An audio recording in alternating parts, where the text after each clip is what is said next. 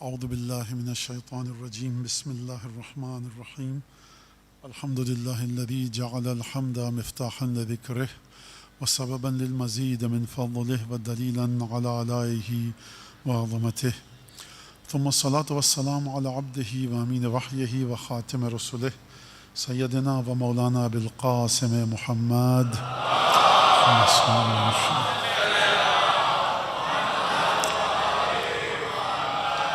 وعلى أهل بيته الطيبين الطاهرين الذين أذهب الله عنهم الرجس وطهرهم تطهيرا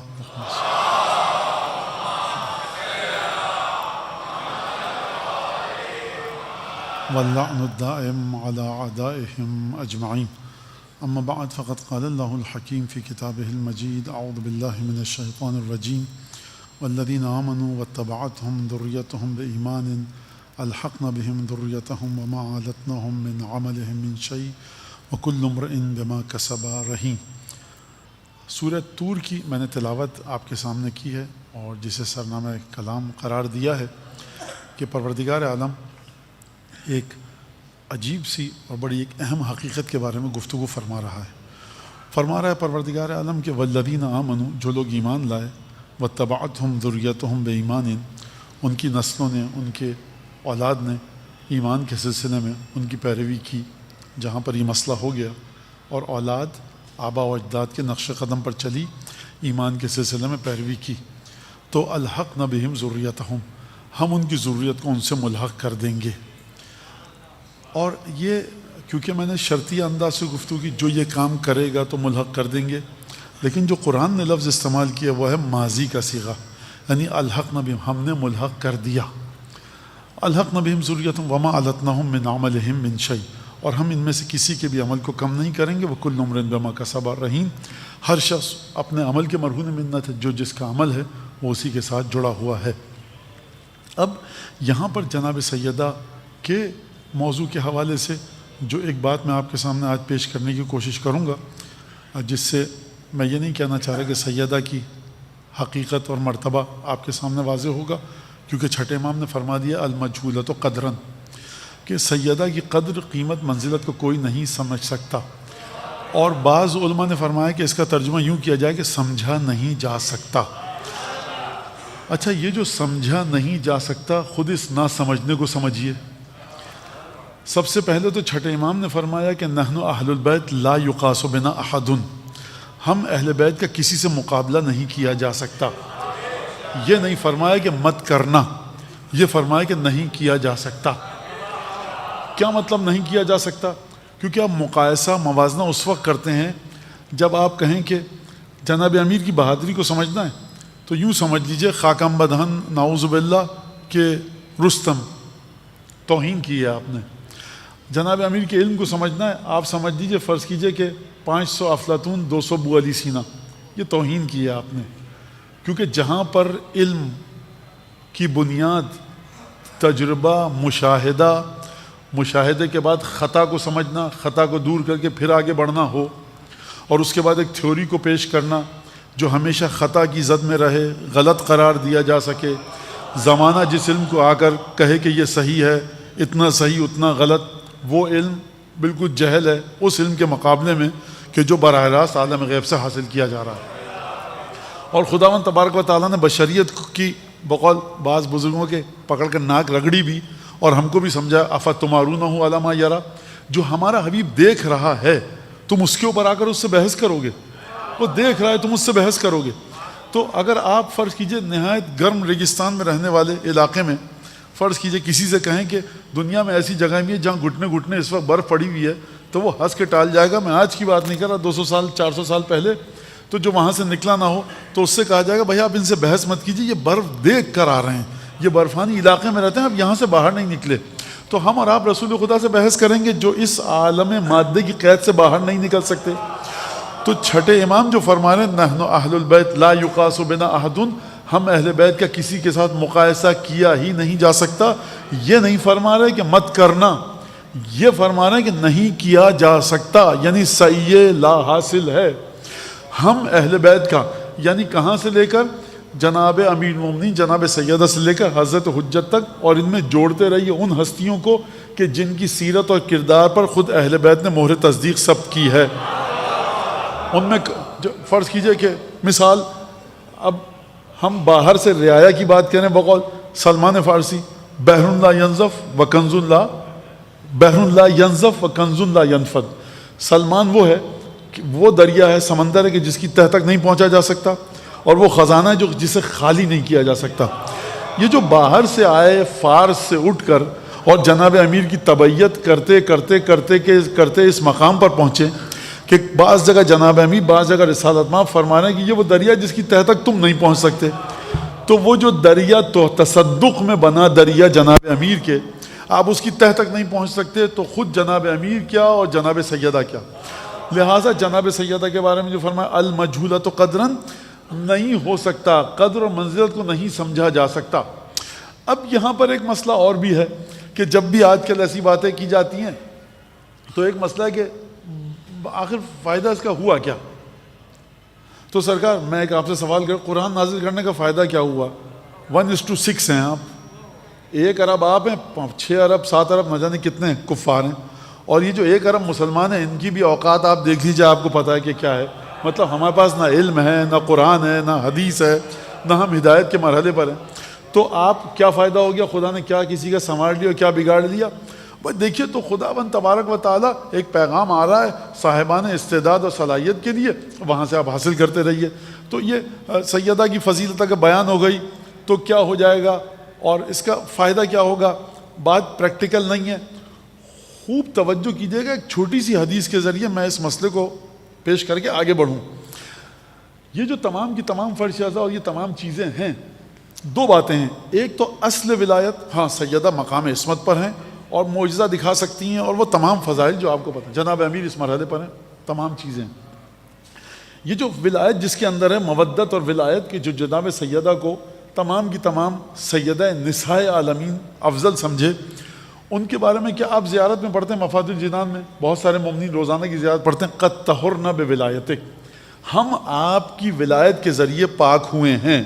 تو سب سے پہلی بات تو یہ کہ یہ جو فضائل بتائے جاتے ہیں، مودت کا مادہ پیدا کیا جاتا ہے، محبت کا مادہ پیدا کیا جاتا ہے.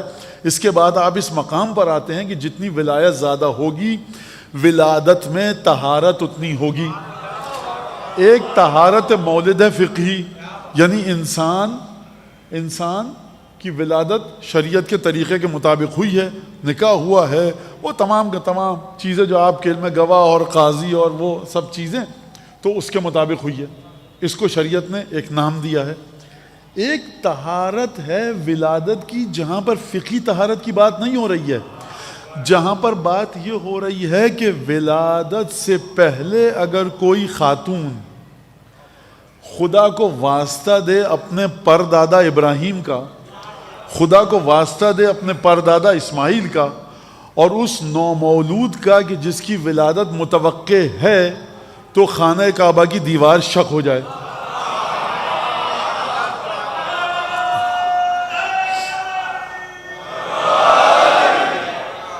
پھر ایک ولادت آپ کو نظر آتی ہے، وہ آتینا الحکم صبیہ، بچپنے میں ہم نے نبوت دے دی.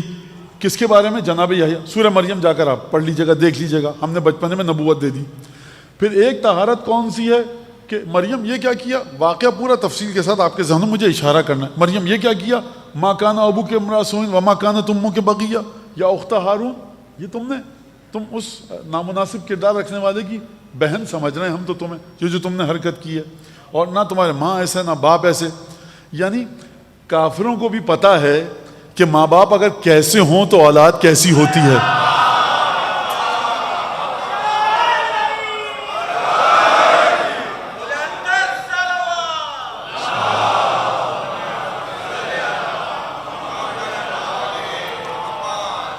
ہمارے عقائد کے مطابق صاحب امامت و ولایت، صاحب عصمت و کبریٰ حادثاتی طور پر کسی کے گھر میں پیدا نہیں ہو جاتا.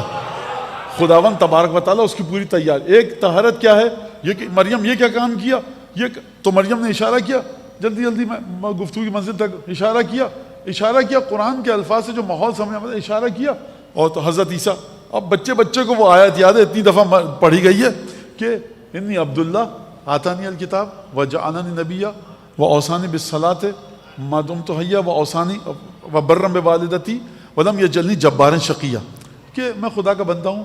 آتانی الکتاب و جعلنی نبیا، میں خدا کا بندہ ہوں، مجھے کتاب دی اور مجھے نبی بنایا، مجھے زکوٰۃ کا حکم دیا خدا نے ادا کرنے کا، مجھے نماز پڑھنے کا حکم دیا، اور مجھے اپنی ماں کے ساتھ اچھا سلوک کرنے کا حکم دیا.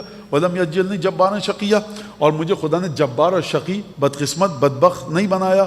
فرض کیجئے کہ میرا ایک خاتمہ ایمان پر ہوگا، والسلام علیہ یوم ولدت و یوم اموت و یوم ابعث حیا، اور دیکھو مجھ پر سلام ہے. شاید دو جگہیں قرآن میں، ایک تو یہ کہ جناب عیسیٰ نے اپنی زیارت خود پڑھی ہے، اور دوسرے جناب یحییٰ کے لیے پڑھی گئی ہے کہ سلام ہے مجھ پر کہ جس دن میری ولادت ہوئی، جس دن میں مروں گا اور جب میں دوبارہ اٹھایا جاؤں گا. تو سرکار اب اس بات کو میں جوڑوں 8ویں امام کے جملے سے جو اصول کافی کے اندر ہے کہ یہ جو خاندان ہے نا، یہ منزل فکر حساس بھی ہے، نازک بھی ہے، اور بڑی پھسلن والی جگہ ہے.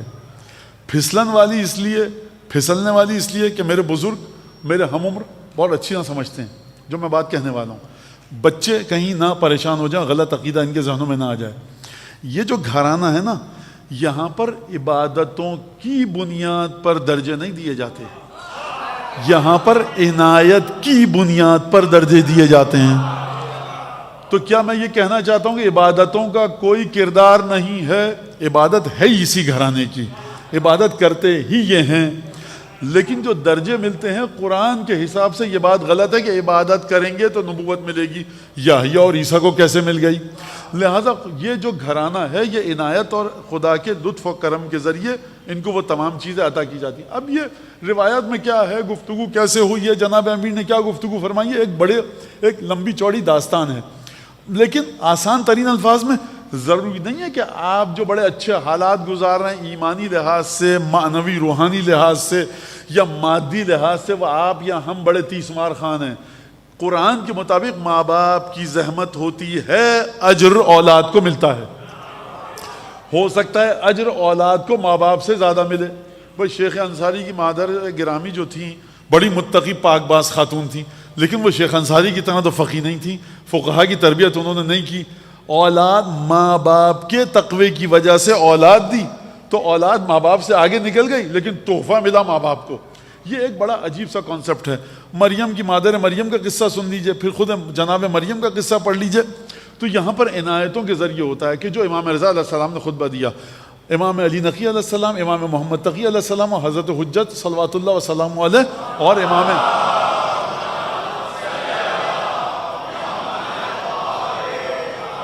امام حسن، امام حسین، یہ پانچ ہستیاں ہیں کہ جن کے بارے میں واضح ہے کہ ایسی خلعتیں ملی.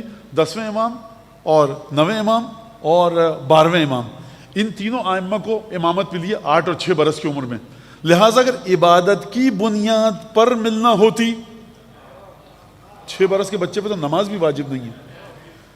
تو یہ مطلب میں یہ کیا کہنا، میں کیوں یہ اتنی بکھیڑے میں پھنسا کیوں رہا ہوں آپ کو، کہ سمجھ لیجیے کہ آپ کی تعلیمات، آپ کے معارف، آپ جہاں سے اپنے علم کو حاصل کرتے ہیں، مفاد، یہ دوسری چیز ہے. لوگوں کے ساتھ الجھنا بند کیجیے.